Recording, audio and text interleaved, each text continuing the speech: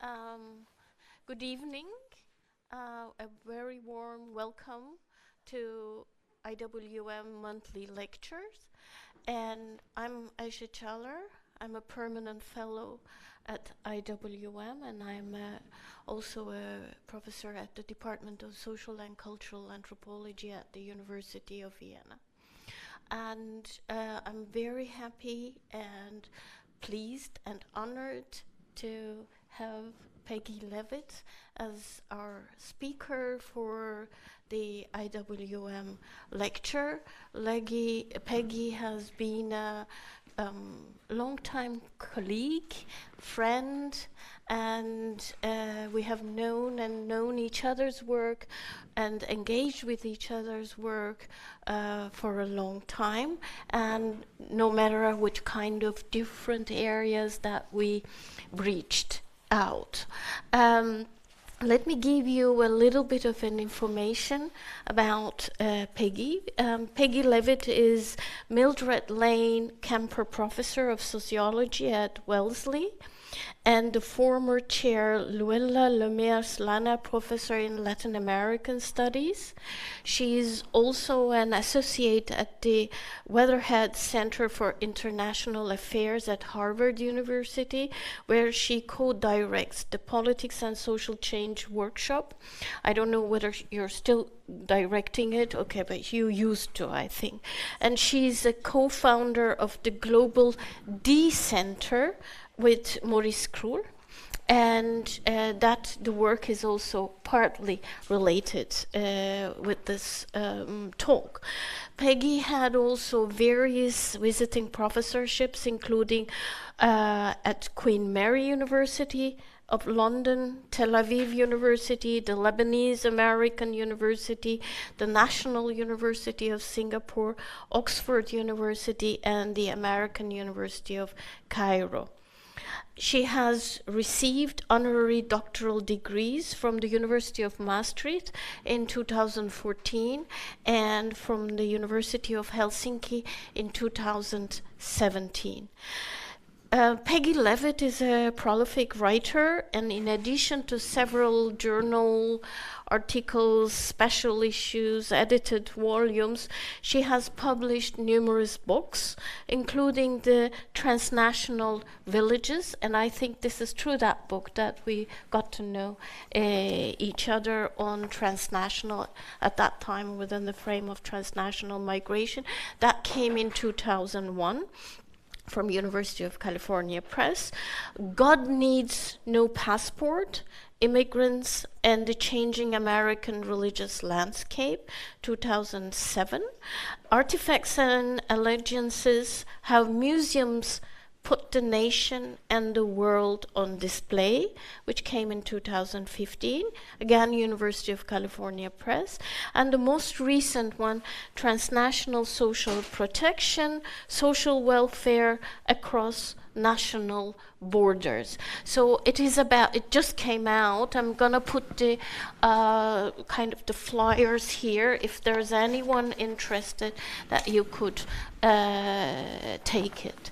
And I think this is Peggy's debut to transnational migration, social security, the kind of the work that you had done in that frame. And she's currently working on 3 separate projects with relating topics.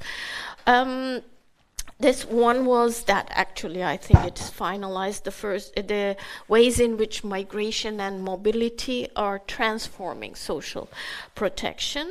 The second concerns the role of culture, cultural policies, and cultural institutions in creating and recreating increasingly diverse nations. The focus is on how cultural dynamics and discourses that influence social and political inclusion. The third research focus looks at changing global literary and artistic canons, addressing cultural inequalities in the processes of knowledge production. I think today's talk is very much related with this project, and we will get a chance to hear more in today's talk about the current book project. I think it is, I don't know, tentatively or finally titled as Move Over Mona Lisa, Move Over Jane Eyre, Making the World's Museums, Universities and Libraries More Welcoming to Everyone. It's a topic that interests many of us from very different angles, so we are very happy to have Peggy Levitt as a fellow at IWM, and that she had agreed to give the IWM monthly lecture. So the floor is yours. Thank you, Peggy. Thank you very much. So, good evening, and thank you, Ayşe, for this very kind introduction. It's an honor and a pleasure for me to be able to share my current book project in progress today with all of you. And it's great to see so many old friends here and to get to know new ones. Before I get started, I want to thank everyone at IWM, especially Ayşe and Franz and Maria and the amazing staff who've made me feel so comfortable and welcome. I think this is a wonderful community, and I'm very grateful to have the opportunity to be part of it. I also wanted to share good news about this new book, which I haven't actually seen the copy of it. It's about transnational social protection in a world on the move, and I'm not going to talk about that today, but if anybody wants to talk about it later, I'd be happy to do that. And I want to place what I'll talk about today more in context. I guess Ayşe mentioned the title. I'm pretty sure I'm going to stick with that title, Move Over Mona Lisa, Move Over Jane Eyre. And I guess if I had to rethink the title for a German-speaking audience, I might call it Move Over Goethe, Move Over Klimt. Like the talk we heard 2 weeks ago, this book is not intended to be a theoretical treatise for an academic audience. I'm really trying hard to write to a broader public and to the stakeholders in the art and literary and academic worlds who are part of my story. I'm also experimenting with different kinds of writing. So as an example, in my chapter on why cities have the cultural policies that they do, different places in the city each star in the narrative. So, for example, the river in Lebanon talks to the reader, as does the big design center in the city of Seoul, to help explain why governments choose certain kinds of policies. And I'm also interspersed throughout my chapters are kind of what I'm thinking of as short experiments or like palate cleansers that you have between meals at a fancy restaurant that highlight things that are not directly part of my story but are adjacent, as my kids would like to say. Some of these are about my experiences developing decentered research methods and decentered approaches in the classroom. Some of these are conversations with or reflections written by my collaborators so that their voices are more centrally part of the story, even though this is a single authored book. I don't know exactly what will end up making it into the final manuscript, but I know that your questions and responses will help me figure it out. So thank you for being here today. So when prospective students visit Wellesley College, the liberal arts institution in suburban Massachusetts where I teach, they feel like they've walked into a real-life version of a perfect college dream. The academic quad overlooks a sweeping lawn leading down to a picturesque lake. The 100-year-old buildings that surround it are straight out of central casting for the Ivy League. The oak trees are as old and as wise as the students hope to become. A few years ago, when I returned from a sabbatical, our president announced that we were embarking on a strategic planning process. Committees were formed to work on governance, community, Wellesley's presence in the world beyond our campus, and the liberal arts. Should a liberal arts education continue to be organized in the same old way and include the same old content? How could we ensure that Wellesley would survive and thrive well past our own retirements? 6 months later, the coronavirus and anti-racism struggles across the U.S. thrust us into uncharted territory. In addition to learning how to teach online, our students called us out on the carpet for the persistent structural racism that pervaded our campus, despite our best efforts to address it. They called for more faculty of color and for a more diverse curriculum. They demanded that race be the central axis of our conversations, whether they be about economics, chemistry, art history, or sociology. And we're not alone. Across the country and the world, calls for greater equity in the halls of academia, museum galleries, and libraries are loud and clear. They demand more diversity and inclusion, or that the university should be globalized or decolonized, or in my words, decentered.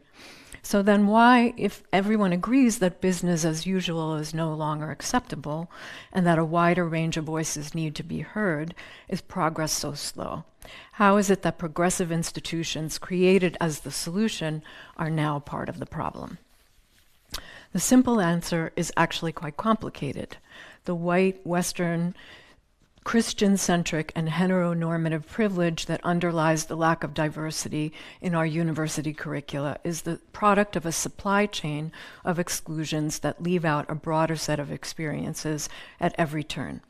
These begin when a toddler in the US or Europe is surrounded by art supplies, while a toddler living outside of these regions is left empty-handed. They continue when work by an author writing in a European language gets translated and circulated widely, while her peer writing in Arabic or Hindi is read only by people back home. And they extend through the structures of the culture and the academic worlds to the halls of textbook publishing. Bringing more thinkers of colors into our curriculum, while a really important first step, stops far short of addressing this deep-seated cultural and intellectual stacking of the deck. That means that changing what happens in the university classroom can't happen without changing how the knowledge that gets taught there is produced. The story of inequality in the classroom is the story of inequality in the museum and the library. The institutional supply chain that connects them, or what I call the inequality pipeline, places barriers to entry for artists, writers, and thinkers who live outside the traditional centers of cultural and intellectual power at every step of the way. It's only when institutional interests converge that ideas and culture from outside the West flow more easily into it. But that flow is inherently limited.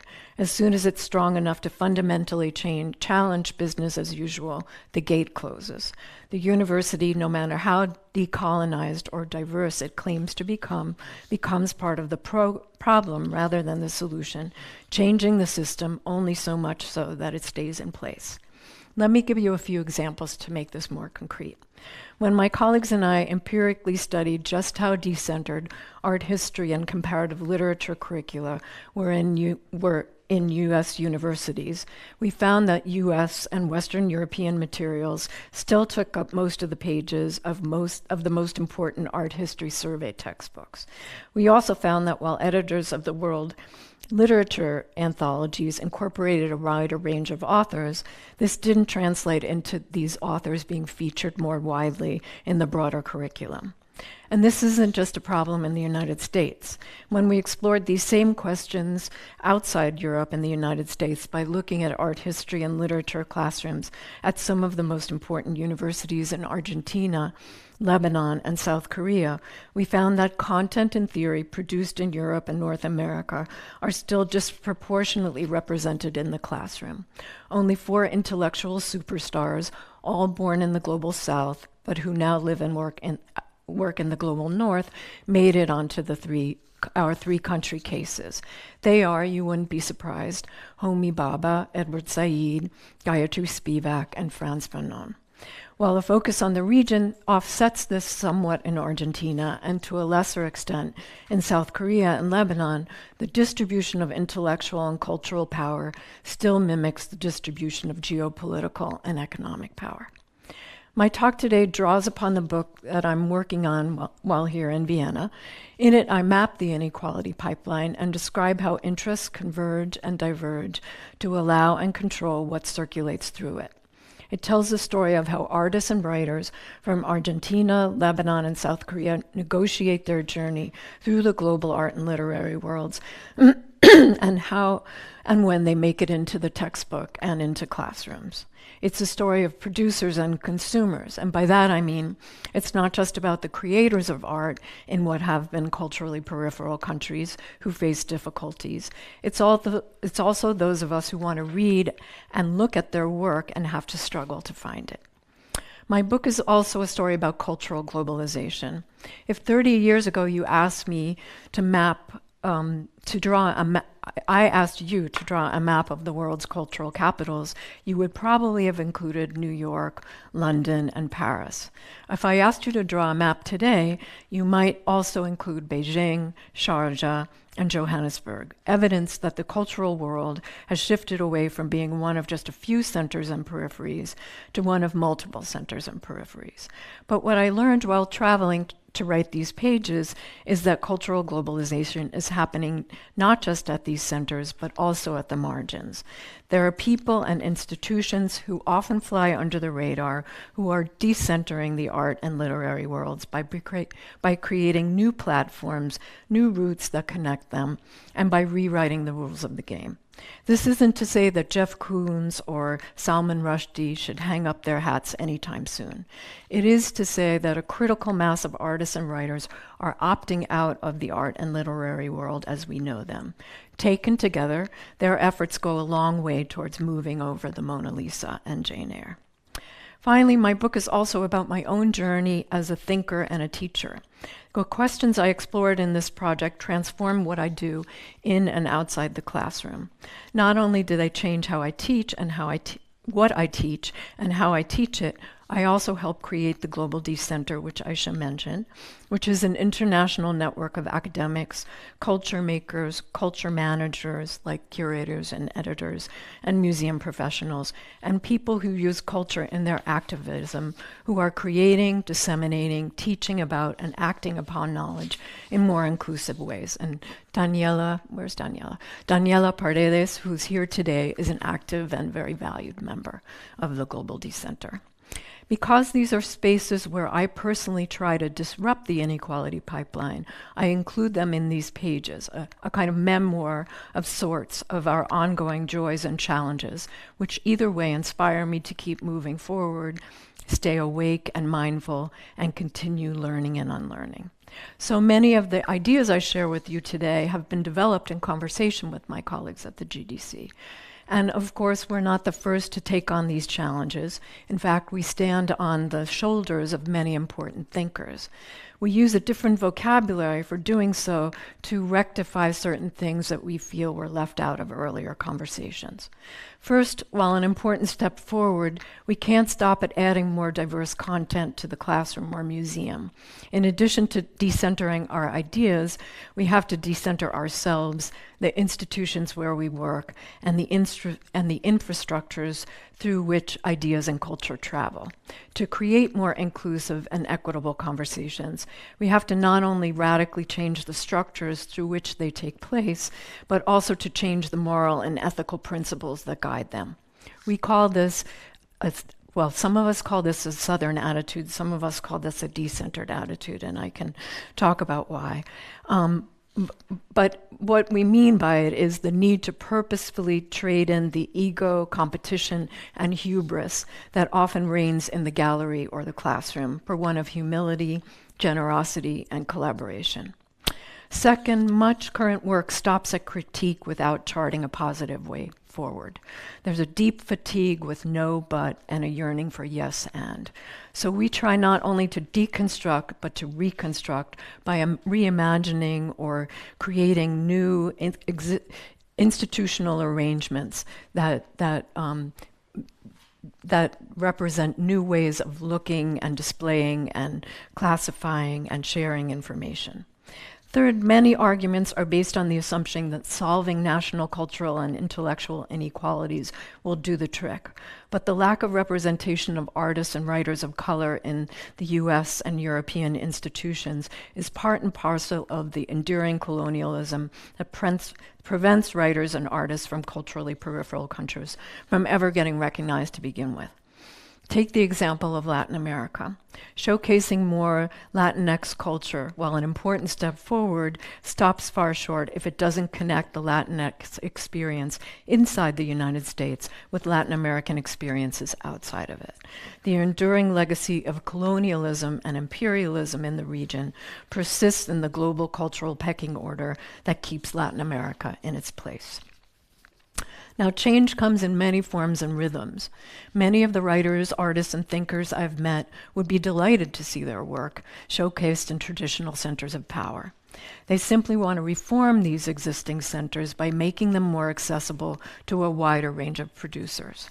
The system itself can stay the same if it just becomes more welcoming to a more diverse group of people and the ideas and culture that they produce. Decentering goes beyond this. It's at the least, a transformational project, or in some cases, a total starting from scratch. It seeks deep structural and institutional change, if not what the gesturing towards a decolonial futures collective calls a hospicing of current institutional forms because they are, quote, beyond repair. A total radical shakeup of the global intellectual and cultural fields to create another space based on different ways of being and doing. The outcome might look like something like the world we're currently living in, or it might take shape in unexpected, not yet imagined ways.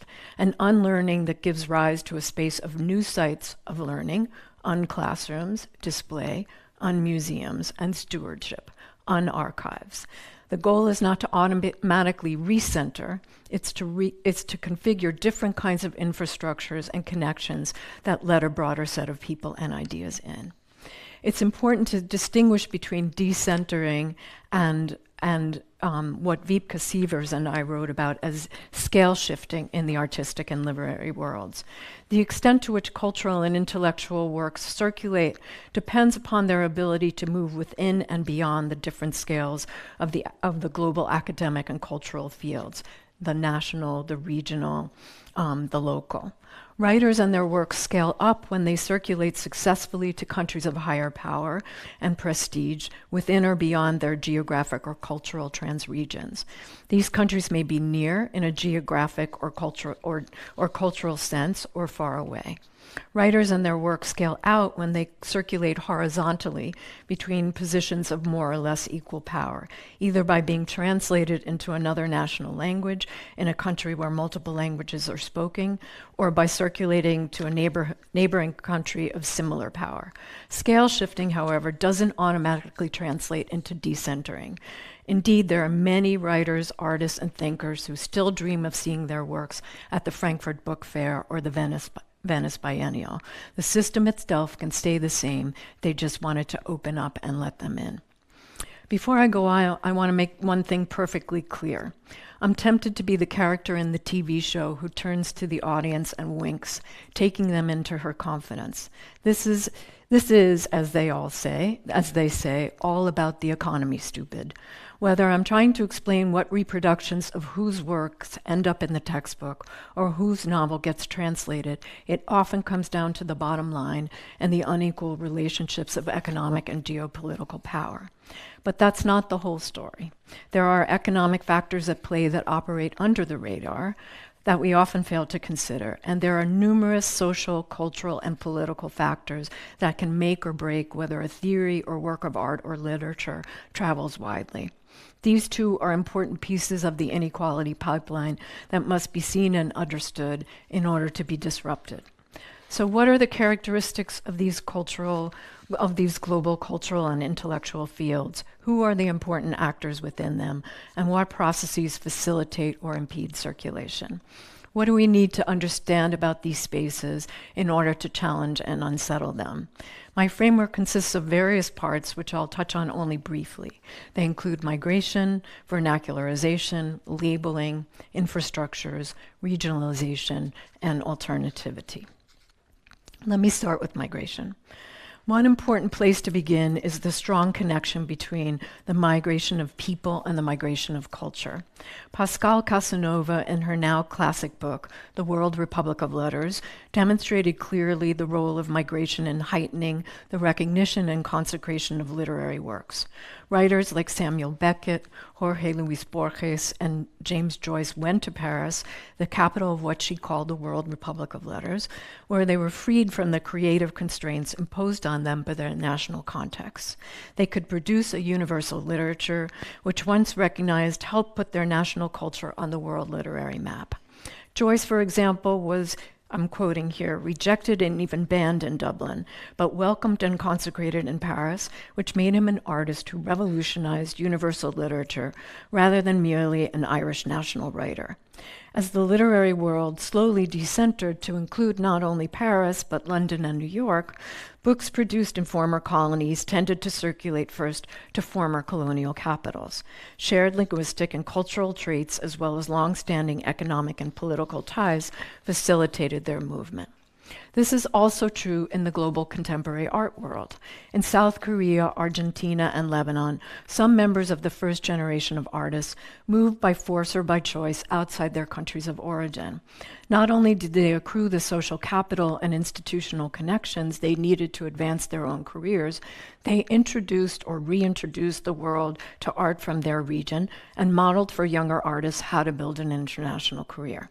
They were accompanied by other artistic and literary professionals, such as curators, gallerists, and editors, who also moved abroad, and by so doing began to create the infrastructures through which cultural production would travel.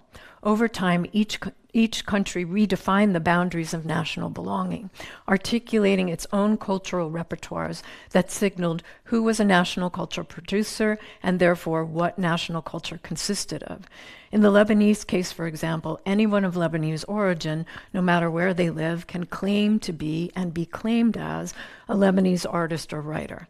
In the Korean case, more and more ethnic Koreans are being invited to help promote Korean contemporary art, while the boundaries of literary production remain more impermeable. Korean literature, according to the Korean Literature and Translation Institute Director of English Language Translations, must be written in Korean by an author working in Korea. It's not necessary to migrate permanently to jumpstart the circulatory process. Not surprisingly, some of the most successful artists in my study, based on their earnings and number of solo exhibition and group exhibitions, put down roots abroad, although they may maintain a studio or spend significant blocks of time back home. Korean artist Hege Young, for example, lives in Germany but travels often to Korea and has a studio there. Other artists like Akram Zaatari, who was born in Lebanon, are firmly based in their countries of origin but travel often. Artists like Guillermo Cuitca and Jorge Maki, both from Argentina, went abroad at early stage of their career, but then decided they had no good reason to have to live outside of Buenos Aires. By the time they returned, they had earned enough of an international reputation and built strong enough social networks that they could continue to build their careers back home. And in fact, a younger generation of Argentine artists no longer needs to migrate to achieve some level of international recognition. These individuals often function as vernacularizers. Now, cultural sociologists also often talk about cultural intermediaries to describe the gatekeepers of the global cultural world. They're the publishers and editors and book critics and curators who shape reading and viewing cultures. I find it helpful to distinguish between the gatekeeping function that these actors play and their role in communication. In other words, yes, all of these people have power. They decide who gets into the pipeline and who's kept out. At the same time, as intermediaries located between production and consumption, they're also called upon to do the communication work that makes it possible for consumers to consume what artists and writers produce. My colleague Sally Mary and I called this process vernacularization. And it's not just cultural managers like curators and museum professionals who do this work, but also the producers and collectors of culture themselves. What's also clear is that people who have life experiences in the geographies through which culture circulates are particularly effective vernacularizers. That's because they know how to see and be seen, a kind of double consciousness which allows them to communicate across multi-directional social, cultural, and linguistic divides. Vernacularization is different than translation because it's not just about communicating to be understood at the most superficial level. It's also about making something useful, appropriate, and applicable in a new context. Comprehensible captures this additional expressive function, which is defined as digestible, user-friendly, and penetrable. Vernacularization also differs from translation because it captures the reciprocal nature of these exchanges.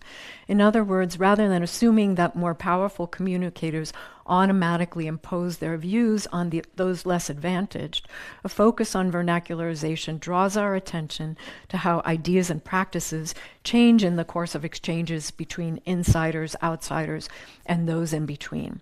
It also draws our attention to the issue of time. The role of the vernacularizer and the outcome of his or her efforts changes as individuals, institutions, and places scale up and scale down within the global cultural hierarchy. The individual who once operated locally becomes more fully integrated into broader networks that are more closely connected to cultural centers of power. Their national and international networks increasingly overlap.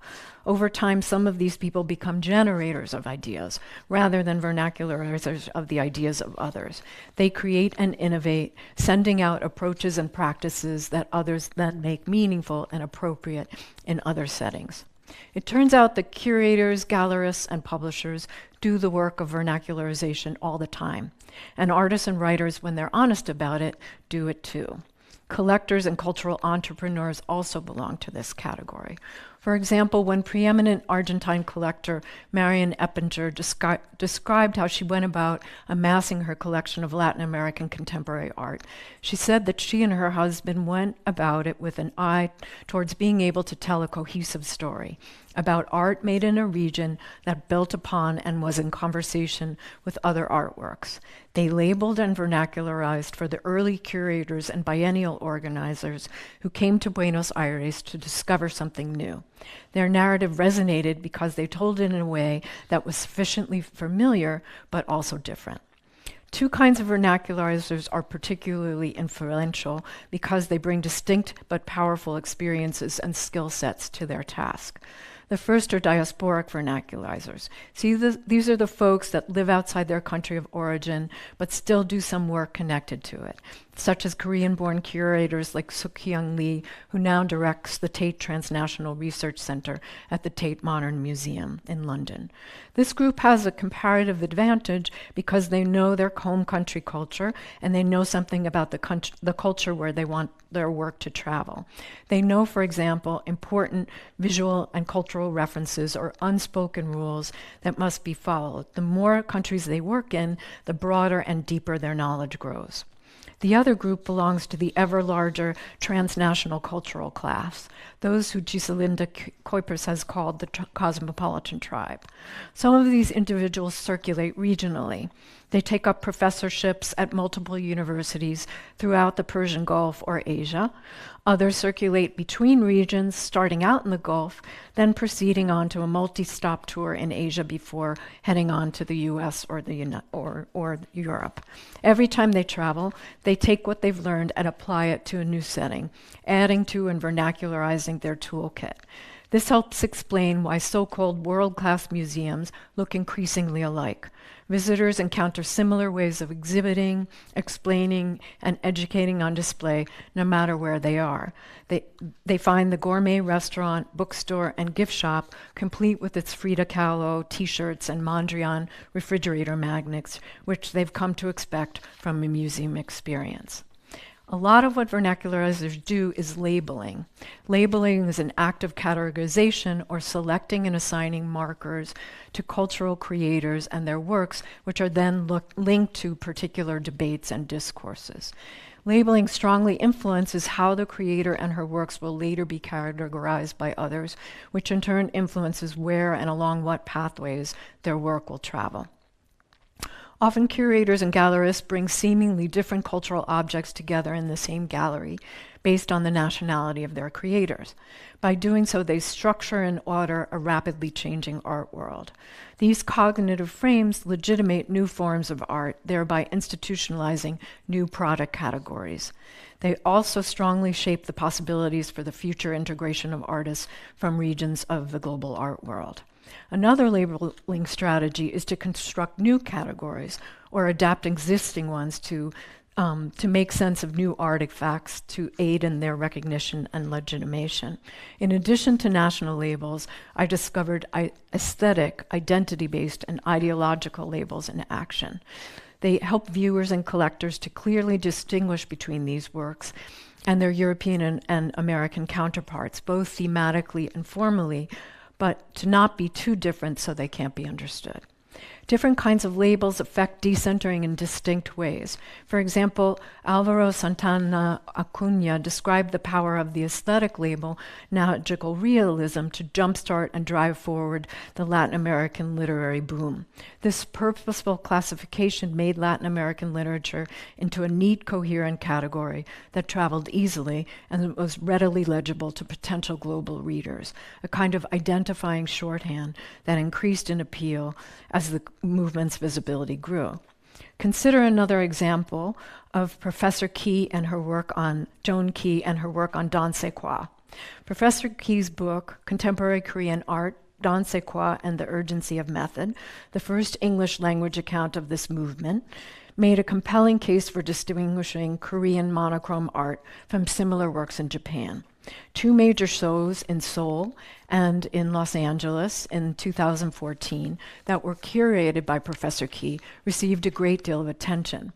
As a result, several major institutions acquired Danse Quoi work. Even though these people had been working for 3 or 4 decades, all of a sudden their work was being acquired by the Art Institute of Chicago, the Museum of Modern Art in New York, the new Museum M+ in Hong Kong. Collectors took their cues from these international tastemakers, and prices for Danse Quoi skyrocket. I've never seen, said prominent art advisor Alan Schwartzman, this amount of widening interest in a particular circle of non-contemporary artists in historical materials before. It was a no-holds-barred effort to create a national product that could be clearly distinguished from its Japanese and Chinese counterparts. While many of the most prominent contemporary Korean artists don't work in the Danse Quoi tradition, this aesthetic label brought attention to a geographic one. The art world became interested in all things Korean, and Korean cultural producers were more than willing to create accordingly. These people and processes are enacted within infrastructures, and I think of these as the constituent parts of the cultural and intellectual spaces through which art and literature and ideas are traveling. And here I want to give you mostly examples from the literary world in Korea. So we all know of kind of the expected and well-known infrastructures of production and dissemination, such as publishers and translating services and bookstores and literary prizes. But I want to highlight 3 other infrastructures that are at work and often fall outside of our purview and can be central to the project of cultural decentering. The first are infrastructures of export and promotion. So the Korean state built an impressive machinery from scratch to enhance the translation, dissemination, and promotion of its literature around the world. Now, this isn't so unique. Countries like Mexico, France, the Netherlands, and Israel also invest heavily in literary exports. But what's unique about Korea is the sheer magnitude of the resources devoted to the cause. Its 2019 annual budget was approximately $6 million, and so it far outranked other governments, and it pursues its goal on multiple fronts. So 27% of the budget goes to translations, while 19% supports a translation academy, which basically invites interested people to come to Korea and learn how to be translators of Korean works into other languages. Additional programs include the Seoul International Writers Festival, Korean Literature Now, which is the Translation Institute's own literary magazine, and Literary Translation Awards. Private corporations, small businesses, and foundations all contribute to Korea's race to the global cultural top, which doubles as a plan to reach the geopolitical top. These private actors are expected to contribute to the public good. Korean literature, or what has been dubbed K-lit, is riding on the coattails of the meteoric rise of K-pop, K-cinema, and K-dramas. Then there are infrastructures of discovery and consecration. Korea already had in place a unique set of mechanisms for identifying and anointing new talent that greased the wheels of literary advancement. They're rooted in longstanding practices and values dating back to pre-independence Korea, under which intellectuals and artists were held with high esteem. So one mechanism is the country's unique way of identifying emerging writers. This is a system whereby every year literary magazines and newspapers host contests to identify new talented poets and short story authors. From a career perspective, winning doesn't guarantee that you're on your way to becoming a well-known author, but once somebody wins, many publishers will approach them about publishing their first book. The literary system has a well-established symbolic and literary gates through which to enter, so it's easy for people to figure out where to begin. And finally, there are infrastructures of connection and vernacularization. In the Korean case, cultural intermediaries don't just adjudicate taste and function as gatekeepers, they also make Korean literature legible, useful, and accessible to outsiders by creating the social and institutional ties that enable its circulation. They also aid circulation by transforming physical books, like making them more appealing to prospective readers who want to pick them up because their covers are nice, and their content to make them more understandable and appealing to broader audiences. So, for example, there's a small insular group of literary scholars and professionals who are deeply invested in the promotion and circulation of Korean literature, and many of them make their living teaching or critiquing it. Several have lived, worked, and studied abroad and can therefore help Korea connect to the world. They're quite comfortable with Western institutions of higher education, particularly those in the United States.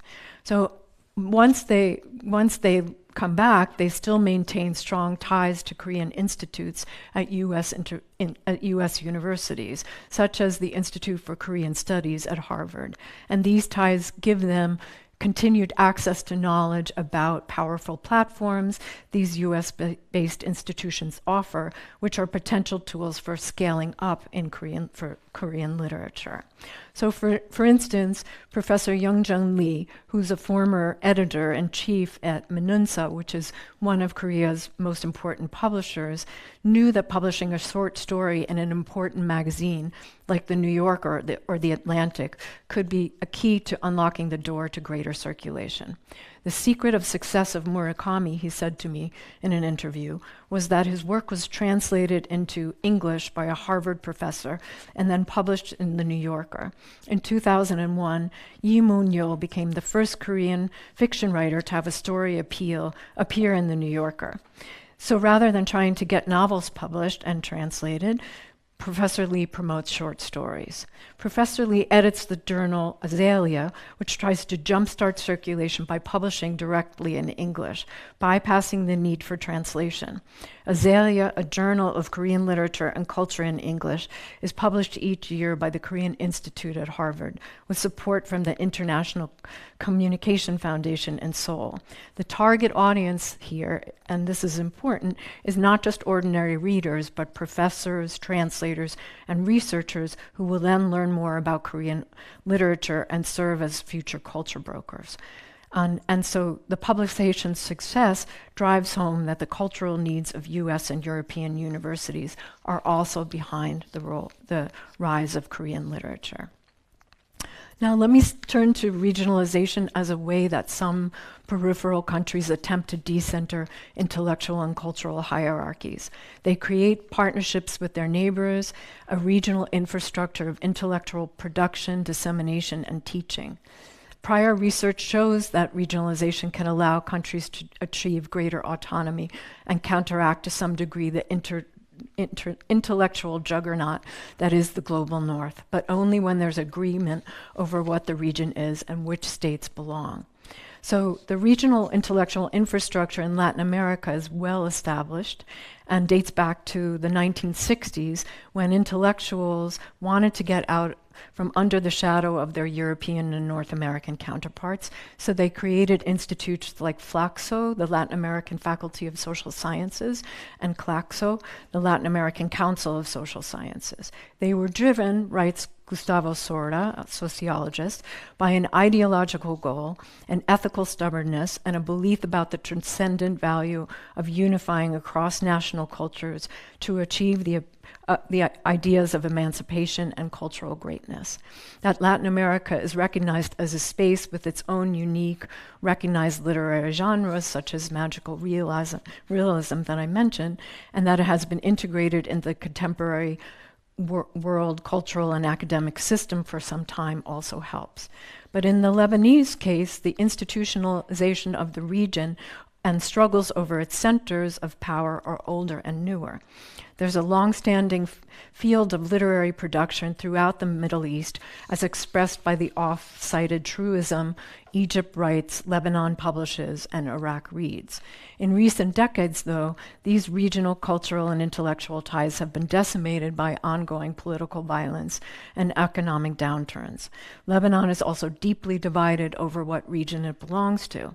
Depending upon what history you choose, Lebanon has its roots in Phoenicia, extending to the Levant, the Mediterranean, and then to Europe, which would place it squarely within the Western French-speaking orbit. So gallery owner Salah Barakat, for example, claims he is, quote, the custodian of a Levantine identity, a multi-confessional, multi-ethnic mix. But others argue that Lebanon is part of the pan-Arab Muslim and Christian world, in which case the pressing question becomes whether the boundaries of this space extend to include cultural newcomers in the Gulf, the region's current economic and political powerhouses. This differential positioning vis-a-vis Lebanon's rightful regional place shapes the aspirational destinations for cultural circulation. So do you want to get to France, or do you want to get to Sharjah? And the pathways through which works will travel are therefore imagined. Okay, and so the last thread, which is intertwined throughout the pipeline, is the idea of alternativity. And I'm going to come back to this in my conclusion and ask for your thoughts about it. Consider this example. In the late 1990s and early 2000s, as interest in Korean contemporary art slowly gathered steam, the government became actively creating the infrastructures needed for a thriving art scene. At that time, young curator Hong Hee Kim had just returned from a long stint abroad, during which she completed her PhD in art history. 1998, she said, was the time of the IMF. There was no concept of an alternative art space. Samsi, which was a design company owned by her brother-in-law, launched the Samsi Art Space, which was supposed to be a cutting-edge space to promote cutting-edge art in Korea. They offered studios and supported domestic and international exhibitions, becoming the bedrock of creativity for the young avant-garde artists. They also supported progressive and experimental art genres, including underground music, independent films, and progressive dance. Almost all of the current artists with an international reputation, Ms. Kim said, got their start at Samsi. It's a kind of clearinghouse where international and domestic curators and collectors would come to find new work. And her brother-in-law wanted to support this because they needed the innovative designers and art makers of the future.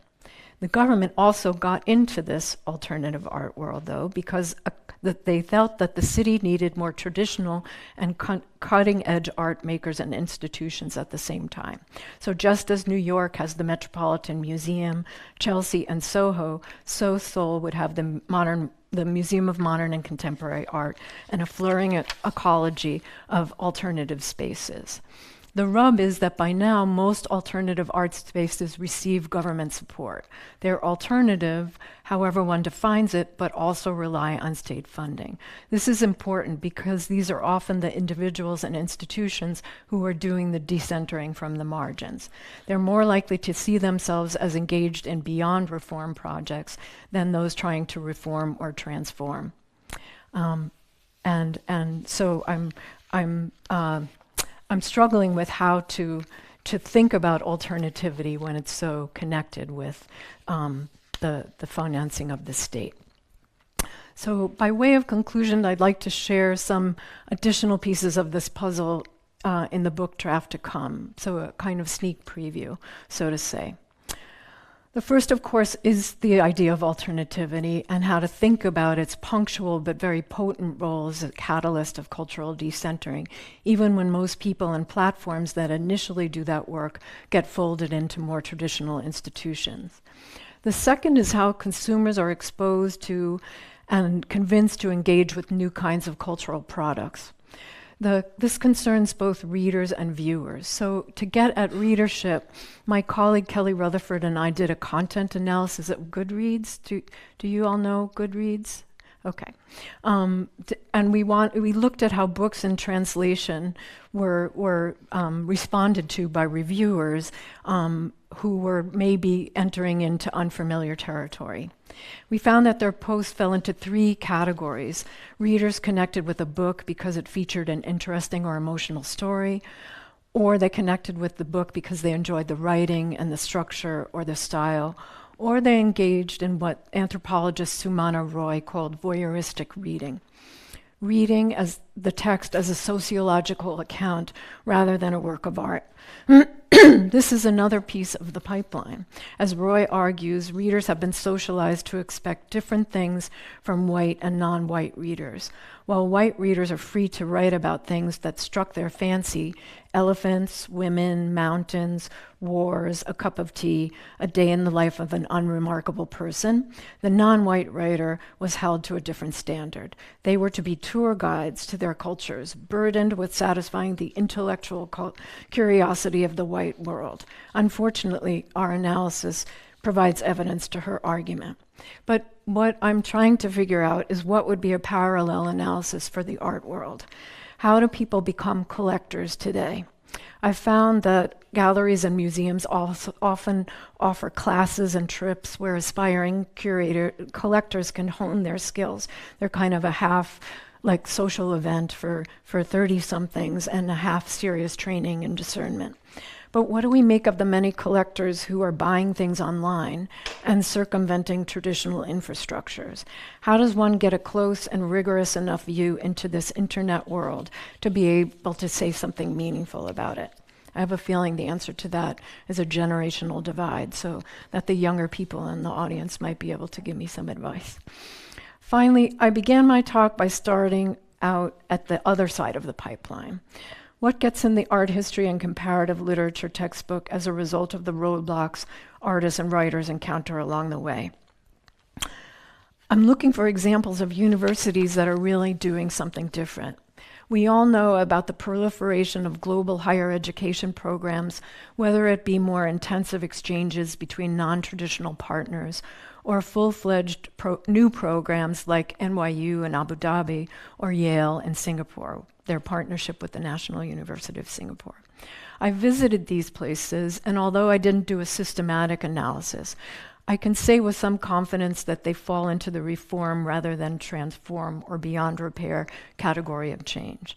That is, they add new content and stir, but the structure looks like any old Western-centric university.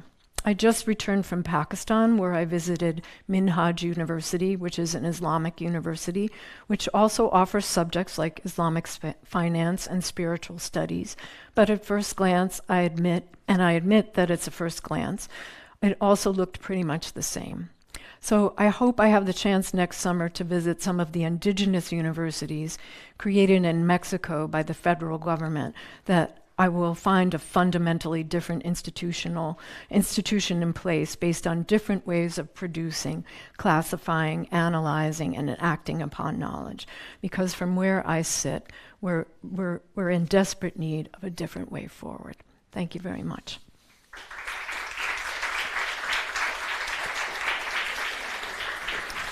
I'm not sure if I can sit down with this.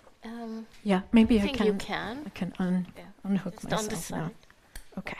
All right. Okay. Thank you very much, Peggy, for this tour, actually, about the landscape of the canons and the abilities to disrupt. I will start with the questions, then I think we can open. We will open it to the others. I think it's a very, I think the starting point of looking the inequities of infrastructures, of production, circulation, and consumption of literary, artistic, and academic worlds. To start there for understanding the broader inequities of knowledge production is, I think it's a very important entry point if we would like to go, as you say, beyond leveling of the field or kind of expanded understanding of inclusion, which sometimes ends up in embarrassing kind of modalities. And if we aspire actually for how I translate your talk and my language is that kind of a new configuration of centrality and marginality. Mm-hmm. So if we would like to do that, I think this is a very important entry point. And these are where that these inequalities of the pipelines are. And I think you're very right to point at the embeddedness of the asymmetries of infrastructures and pathways of those literary and artistic production within the power hierarchies. I think these are very very solid, very important entry points, I think. I have still two questions. One question is about temporality. Mm-hmm. And basically, my question is about the temporality of the ability of disrupting the inequality pipeline. Mm-hmm. And when could we do? What does it depend on?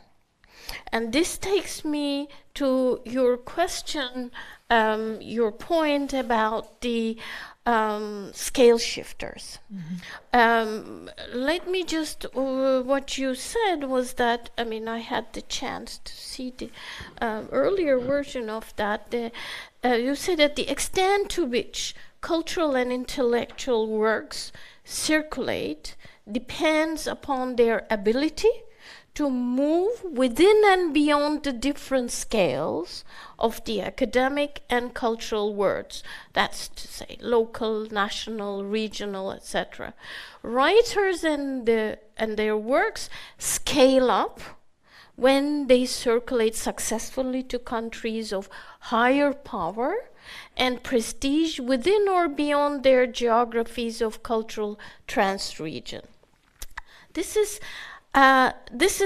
through that they become scale shifters. Mm. And because of that, as being someone who had wrestled with the question of rescaling and then how you become a scale maker, then I'm wondering really what are the conditions, basis of these writers' ability. What does it depend on? It is not only where and when. What kind of conditions are there so that they could become a scale shifter or they have an ability to scale up.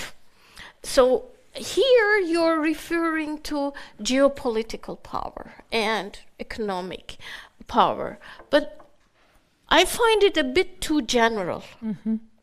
And of course, it's a tricky concept. Geopolitics is in the DNA of this place, I think. So it is important, but that's a different kind of mechanisms you're talking about. And could we talk about this ability of becoming a scale shifter in the idiom of an abstract power? That kind of an abstract power in the geopolitics. Geopolitics is just like throwing things onto the context, that it depends on that kind of a context or the power constellation, but how to translate that way. How could some, how were the people able? There are some cases the same writer uses same venues, infrastructures, and it doesn't succeed. There are failures. And I find the failures very important for to understand this timing of the success or conditions of success. Sometimes the same writer is able to break through or work on the institutionalization of quote-unquote alternative infrastructures. This is how I understand. So what does the effectivity of the toolkit you're talking about depend on? That is the kind of the question that I had. And maybe if you give a kind of a concrete example of the scale shifter and the connection with the geopolitical and economic power, it might be easier for us to talk about the temporality of this success or failure. You gave so many examples, but these examples are in a way in themselves that what enabled them to jumpstart or jump the scale, not jumpstart, but jump the scale. And the second question I have is you're talking about the intermediaries and their efforts to frame, to make the art, literary work legible, audible, and to broader audiences. And they are, you call them not really that intermediaries, but vernaculizers. And I was wondering whether should we call them brokers. Yeah, I know. And the brokers, because that concept enables us to connect them to market, the capital, and the political power more directly. That with the vernaculizers or the kind of the intermediaries, the gatekeepers, that is not very immediately connects us, takes us to the market and the capital, and then the power. And I think that many of the things have very much to do what you're talking about. And I mean, we have among us that there are people who had worked on those kind of, like you're talking about Tate, and that in terms of the acquisition boards and how they work and how that kind of quote-unquote expertise and being outside of the canon becomes a value. and for whom and for what kind of purposes. And sometimes, and this is a kind of maybe the last comment, is that you said that about alternativity, and sometimes margins might function as center, and Yes. as how that these cooptations take place. But these are the kind of the questions that your very rich, empirically and theoretically very rich talk triggered. So these are the basic questions that I would like to start. Yeah. I appreciate those questions. And I think the reason why I start by laying out the pieces of the pipeline and trying to unpack it is because it's very, very hard to answer under what conditions, like to generalize across all of these cases, all of this geography, all of writing and artworks, etc. So I think that's part of the challenge of writing this book, of capturing the complexity and the uniqueness of each situation, and then being able to say something comparative across the cases without glossing over all the different unique aspects of each individual case. I really liked your last question about the margins functioning as a center.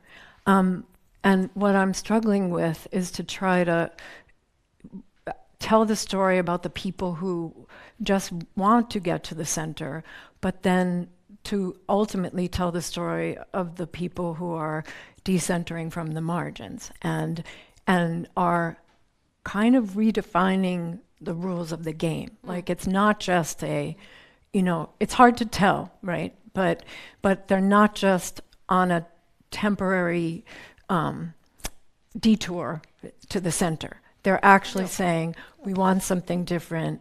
We're redefining the rules of success. We're how did you put it? Even wanting to use different words for the spatial organization and the power organization of the geography, and so and sometimes that is temporarily impermanent, because the powers of the central institutions just co-opt and eat them up, right? So maybe the question is better put: what enables certain kinds of institutions to actually remain autonomous and to do something different?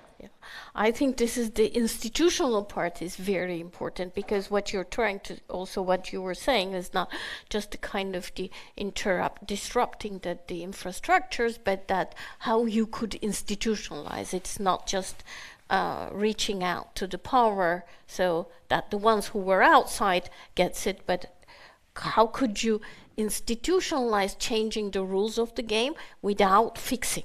Yeah.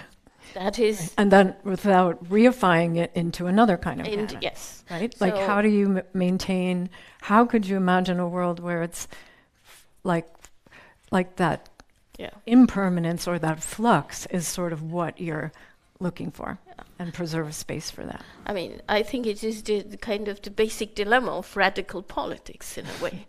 So that is, how could you be... kind of that what does that mean, that remaining as that the kind of the within the radical politics, that with the continuous cooptation. But I'm sure that there are some other questions. I don't want to monopolize my role here, and I'm sure there are questions to Peggy, because Peggy gave so many facades of it that I'm sure you'll have. Yeah. Hi. I have a question. Thank you very much for this really rich talk, really thought-provoking to me. I have a question which might be really a bit general, but nevertheless I'm really interested in your take on it. And this is that it's clear, I mean, you also clearly explained that decentralization will not occur simply by diversifying core collections, core canons, like naturally they are actually doing this. And then you talk about vernaculizers or brokers who would do this thing, but actually they what they do is they develop kind of global aesthetics or some kind of homogenization of the cultural aspect to this structural thing, and then the way I understand what you are saying is that actually what happens is that they kind of produce new kind of centers, even though they could be understood in different terms than territorial centers, because through the emergence of these cosmopolitan tribe or this capitalist cultural class, and so they would be the new centers in this global aesthetic cultural formation. And then my question would be that if this is so, then whether you could imagine such a complex system as this global system in which we live in, where actually not only centers change to other centers, but then actually the system itself becomes more decentralized. So because the way I understood what you were saying is that, of course, because of these, so the way this decentralization happens, it actually enables space or makes space for new deterritorialized or transnational intellectuals to emerge to new world centers. But then whether it's possible to actually not switch to new world centers, but to make the whole system more decentralized. And I'm asking also because the way the way I understand pretty much of the literature on complex systems theory, but are actually kind of unequivocal about the fact that complex systems are hierarchical, and the more complex systems, the more hierarchical they are, because of this differentiation and integration should be going together in order to stabilize the system. Yeah. And so my question, and my last part of the question would be whether, if it's possible to actually decentralize, then how would you measure, how would you anyway start measuring whether actually only centers change to other systems and then there is this morphology of centers, or whether actually the system is more decentralized? Great question. A lot of questions there. And I'm not surprised you're asking me this, having read your paper. So I want to answer just one little piece of what you asked me, which is I do think that there are actors and institutions that are trying to create other infrastructures of connection. I don't want to even use the word center here because I think that it doesn't have to take that same configuration, you know? I mean, I skipped a part about the independent publishers. There's a very interesting and thriving independent publishing scene in Buenos Aires. And the whole thing is that they're wanting to be able to get books that are published directly in Argentina, not to have to pass through Barcelona and Madrid to get to Mexico City, right? And so they're kind of trying to figure out new pathways. Now, you know, is it all about unequal markets and very chaotic markets and the cost of shipping and corruption and all that stuff? But I think that's an example of someone trying to configure a new set of infrastructures that don't necessarily take that form of, one node and things coming out from it. Now, are you going to ask me, is that systems theory that it always takes that shape? Or, someone who's studied business would say, well, you have to have the warehouse and it has to go this way, and have the spokes or whatever. But I'm trying to find, and I have found people who are trying to do something different. Mm-hmm. But then the question is, and you're right to ask it, how long can that last?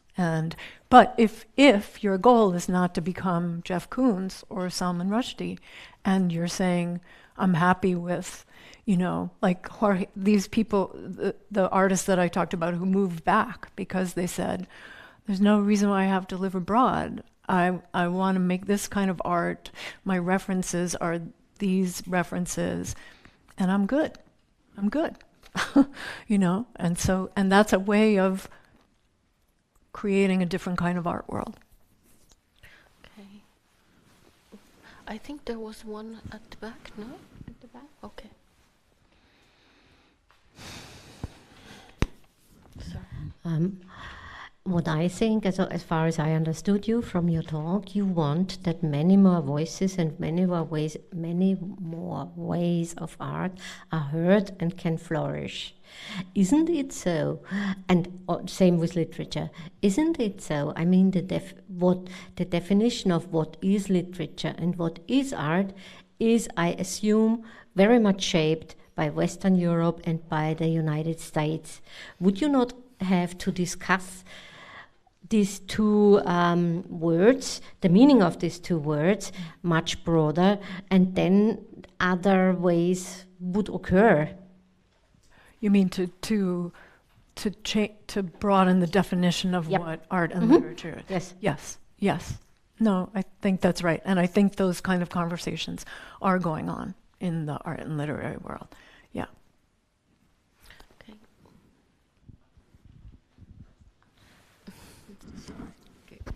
Thank you for this very thought-provoking talk. Let me just start with geographical metaphors. I feel that there is a tension here, because you started your talk with geographical metaphors and the spatiality of centering and decentering.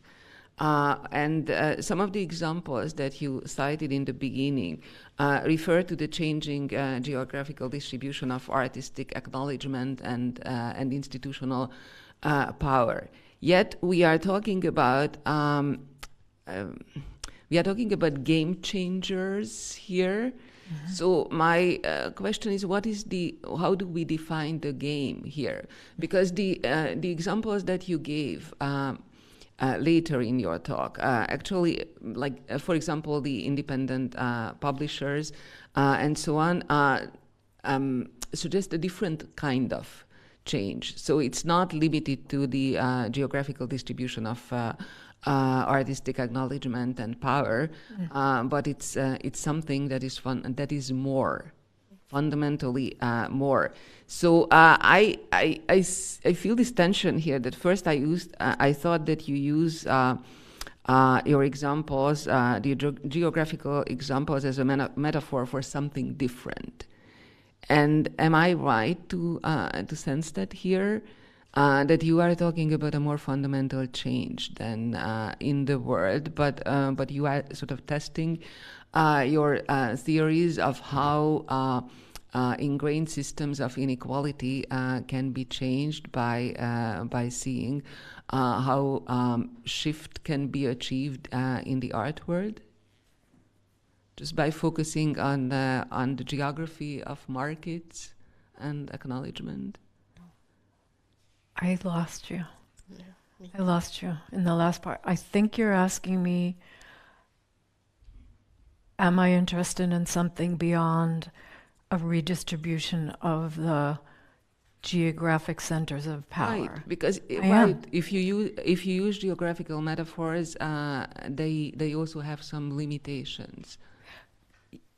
I have to think about that one, but I definitely am interested in something more, like the shorthand for it is changing the rules of the game and the metrics of success. That's what I'm trying to say.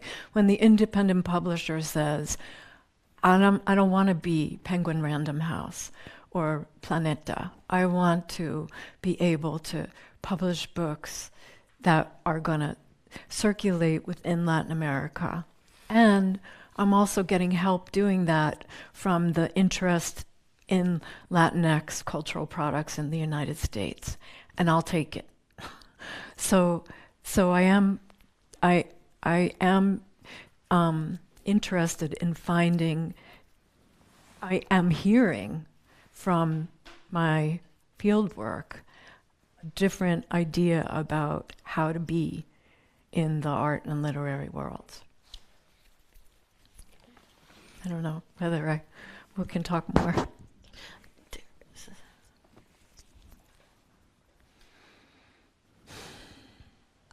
Thank you very much for a wonderful talk. I was wondering whether you have perhaps considered a relatively recent phenomenon of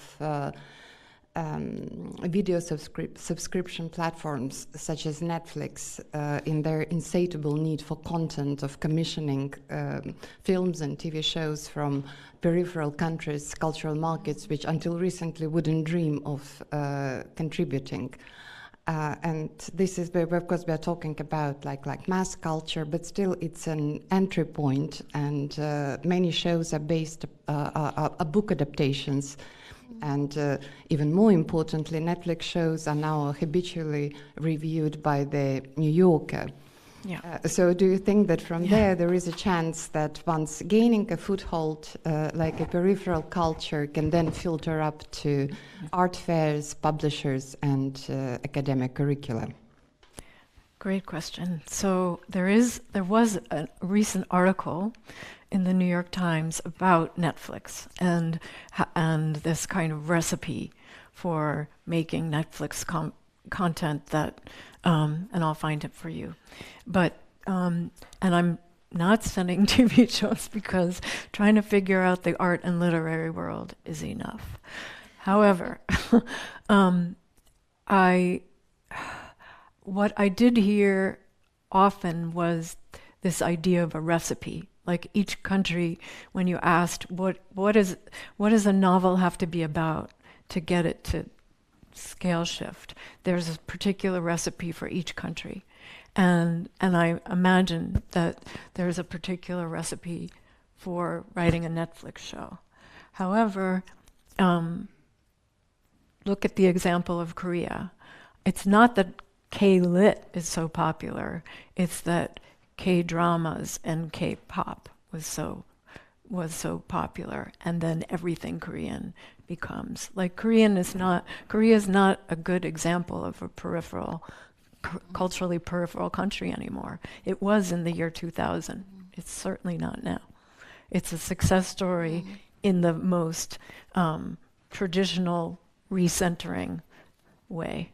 And a lot of it has to do with the state. The state's just, juggernaut of a vision. But maybe I could just add to this the in terms of, you said that for each country there's a recipe. Yeah. I think that's a very changing recipe for each country. That if you were to, for example, make a Netflix film or kind of in the academic world in 2000s for Turkey, you would have a recipe with a combination of, I'll just give it from the academic world, but which was also translated into literally artistic world. You put Islam, democracy, women, minority, bingo. Yep. And then it doesn't work now. Yeah. So it is this, that's why I was asking in terms of the temporality kind of the question. So these are dependent on what becomes a value in what conditions. Is that so? It is not. I don't think that it is. There are recipes. There are those kind of cultural canons, but they do change. They change for some countries, They not change. others. So They like Lebanon, Yeah. they would say the same thing and they would still say the same thing. Yeah, it depends on where you are reaching out. But that I could say for Turkey very easily. I think that was in the 2000s, and then now the quote-unquote alternative canon is different. So, but that's what we should talk about, because Turkey strikes me as, I didn't study India and I didn't study, China, because I didn't want to study like superstar countries, and I'd put Turkey in that. The superstar? Okay, good. I mean, Turkish television shows are pretty popular. Yeah, okay, that is a different story. Yeah. Yes. Okay, They are, that's a different right? story. Yes, So- yes. Right, I mean, so- everyone dreams also to have it to be recruited by the Netflix staff. I mean, Right. there too. Okay. So maybe that's the reason why you can't have the same recipe now in Turkey, but you still can have it in Lebanon. I mean, it's one of the reasons. Anyway. Thank you very much for a wonderful talk. I had two superstar questions about the superstar countries. So the first one is about the micro nodes of power. So how do they figure in this broader picture and the decentralization? And do they exploit decolonial or decentralization moments? So there's this center for a university center for gender and sexuality in Istanbul, where I used to be affiliated as a postdoctoral fellow. Recently, with the government increasing clash on gender and sexuality studies, they changed the chair of that center, like the director of the center. They just brought in someone junior with less international connections, less powerful, and they want to make the place like lower profile, basically. The best part is the outgoing director, the incoming director, the president of the university, and the faculty member whom I heard the story from are all from the same high school. Which is also the same high school where Turkish Nobel Prize winner Orhan Pamuk went to, another widely translated author, Perihan Maden, went to, and so many other people went to. And what is up with that? I mean, I know obviously what's up with that. It's the most expensive and most elite high school that's extremely difficult to get into. Right. But if this is how decentralization is going to work out, what's it good for is my question.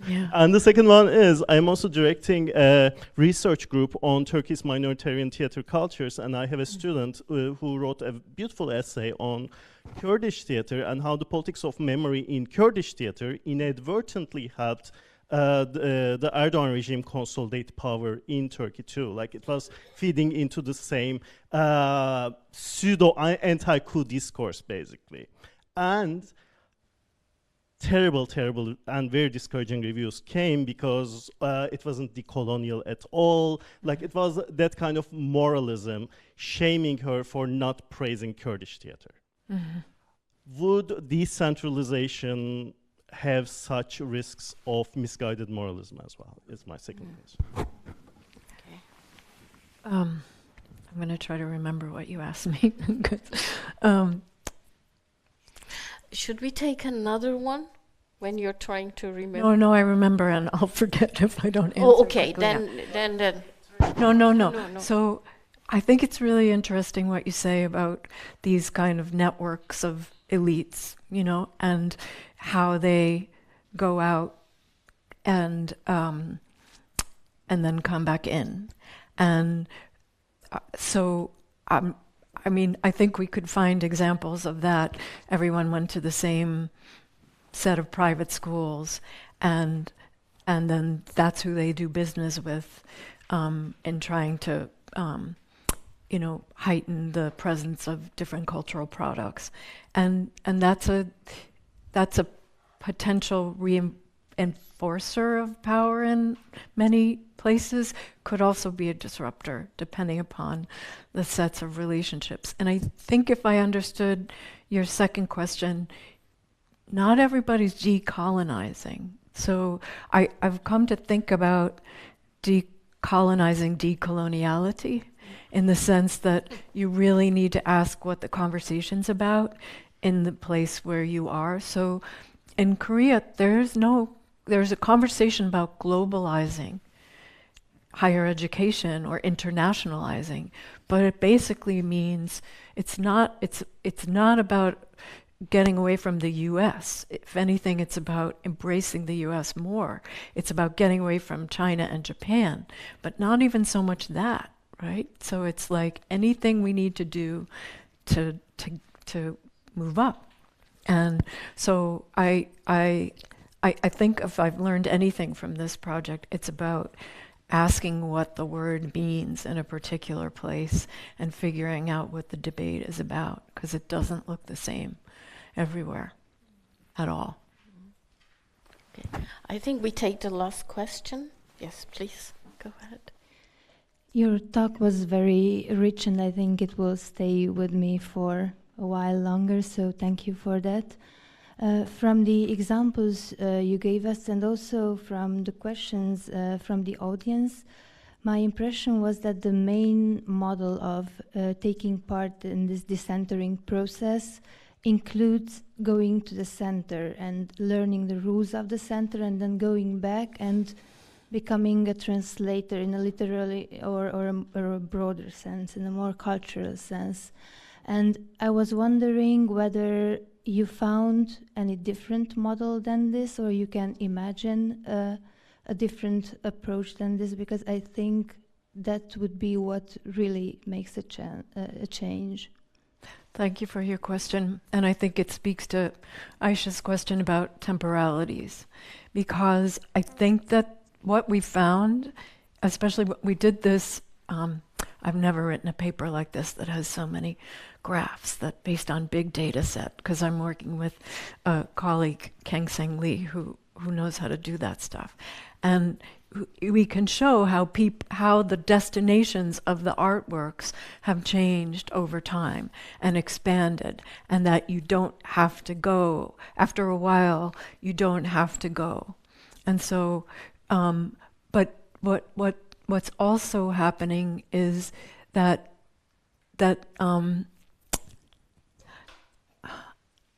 I lost my train of thought again. Sorry, jet lag coming in. But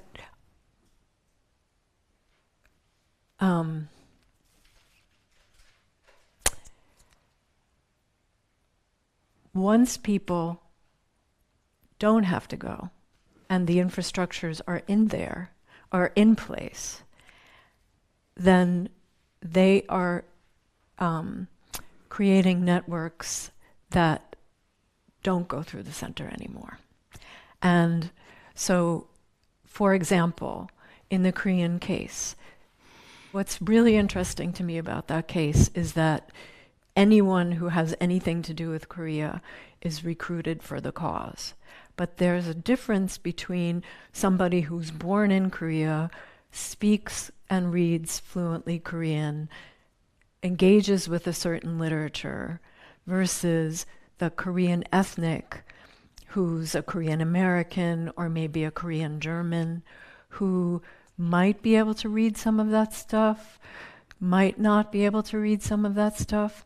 And so these people are they're creating a different model through their connections and through their institution. It's a fascinating thing to trace just how many people got their start through the Korean ethnic thing.